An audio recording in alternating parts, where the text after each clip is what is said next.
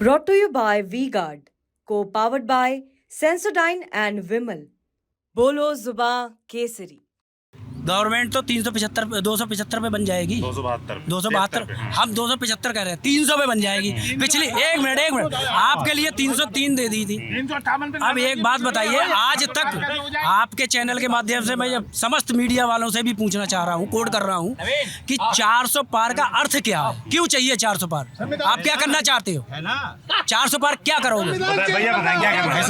ये मकसद ये है RSS का संविधान लागू करना। 400 पार जाएंगे, 400 पार जाएंगे तो RSS का संविधान इस देश पे लागू करेंगे। बाबा भीमराव अंबेडकर का संविधान को ध्वस्त करेंगे। क्या होगा? उसे मिटाएंगे। क्या होगा उसमें?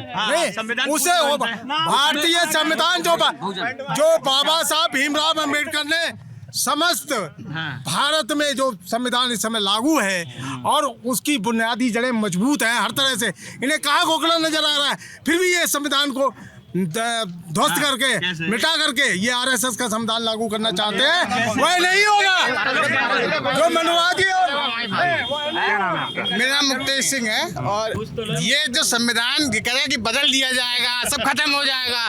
आज तक 102 संशोधन, भाई साहब 102 संशोधन संविधान में आज तक हुए, जिसमें 80 संशोधन कांग्रेस द्वारा किए और आज तक किसी सरकार ने प्रस्तावना, अरे एक मिनट, संविधान की प्रस्तावना जिसे बाबा साहब भीमराव अंबेडकर ने कहा था ये इसकी आत्मा है, उसमें संशोधन पहली बार कांग्रेस सरकार ने इमरजेंसी में किया और जितने संशोधन करे इमरजेंसी के दौरान उसमें एक भी बार संसद के दौरान कभी बहस हुई नहीं।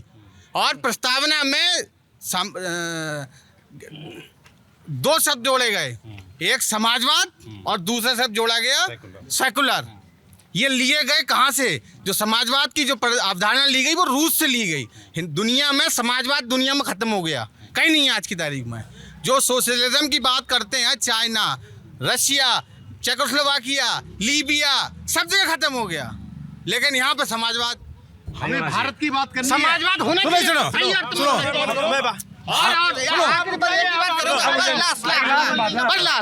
और भाई साहब जितनी ये धर्म की और ये जहाँ पे जितनी संविधान की बातें हो रही हैं, अल्टीमेटली आप सबके बाद में जाके एक एक की तरह नाम पूछ लेना।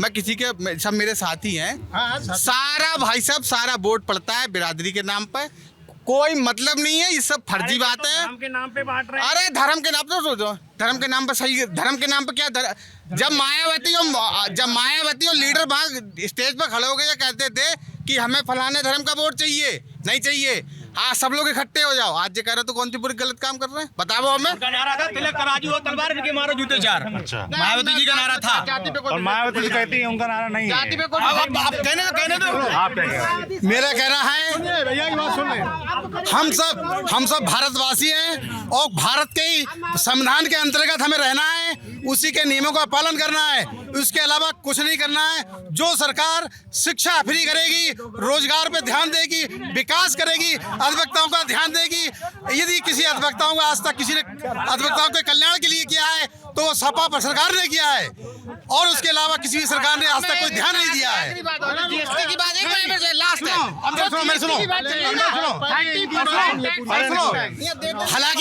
हालांकि मैं यादव नहीं हूँ, फिर भी मैं मुलायम सिंह यादव के इस बात का सम्मान करता हूँ, उन अधिवक्ताओं के सम्मान के लिए हर जगह निवास बिल्डिंग बनवाई है यहाँ पर।